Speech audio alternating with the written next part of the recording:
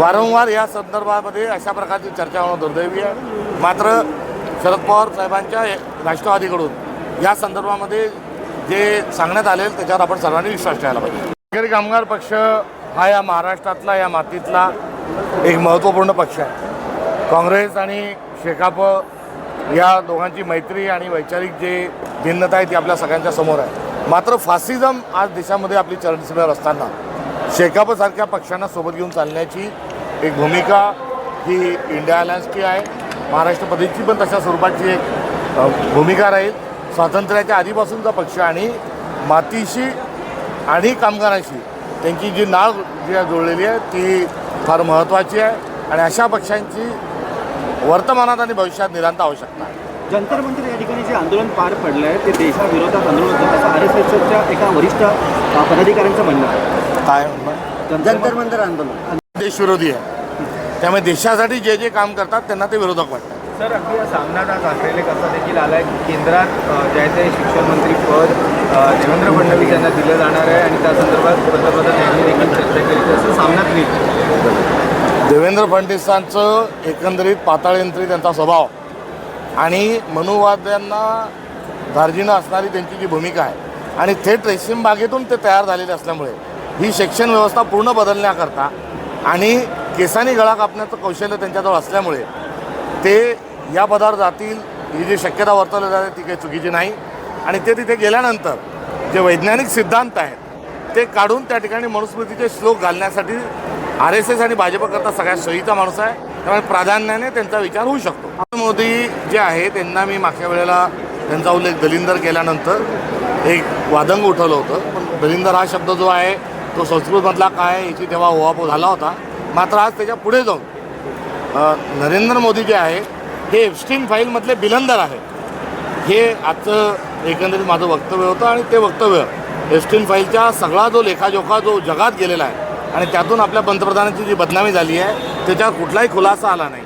सोबतच हरदीप पुरी जे आहेत ज्यांचा फार मोठा सहभाग त्या एप्स्टीन फाईलमध्ये आहे, अर्थात नरेंद्र मोदींचाही उल्लेख वारंवार झालेला आहे, त्यांचाही राजीनामा झाला नाही. नरेंद्र मोदींनी एक सकार शब्दही त्याबद्दल काढलेला नाही. त्यामुळे त्यांच्यावरचा संशय हा स्पष्ट सांगतो की नरेंद्र हे एप्स्टीन फाईलमधील बिलंदर आहे. होणार आहे असं म्हणतात. अंधश्रद्धा निर्मूलन कायदा जो लागू झालेला आहे त्या पार्श्वभूमीवर त्यांचं वक्तव्य तपासून बघितलं पाहिजे. अभिजित टिपके आहेत हे सर्वसामान्य घरामध्ये जन्माला आलेले होते. मात्र ते बाहेरगावी शिकले.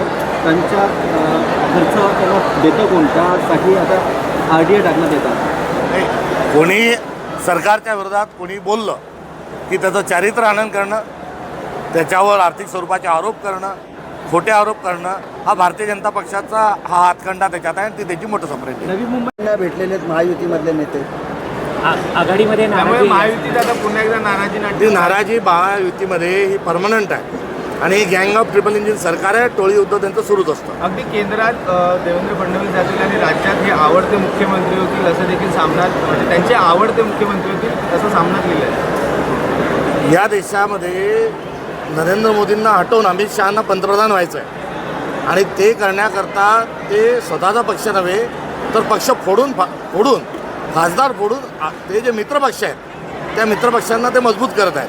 म्हणजे जेव्हा वेळ येईल तेव्हा या सगळ्या मित्रपक्षांनी त्यांचं नाव सांगावं म्हणून अमित शहांना पंतप्रधान होण्याची घाई जी झालेली आहे त्यातून शिवसेना एकनाथ शिंदे गटाला त्यांनी जवळ धरलेलं आहे. हे राजकीय एकंदरीत विश्लेषण सत्य आहे. महायुतीमध्ये तिढा पाहायला मिळतो.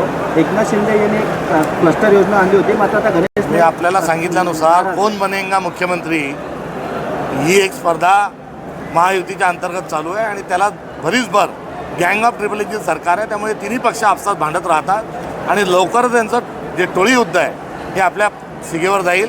आता नागरिकांनी त्याचा एन्काउंटर करायचं ठरवलेलं आहे. त्यामुळे जास्ती काळ हे नाटक चालणार नाही. नाना पटोले यांची देखील एक व्यक्ती जी आहे ती पाय धुताना पाहायला मिळत आहे. यामुळे देखील नाराजी व्यक्त केली जाते. मला त्याची कल्पना.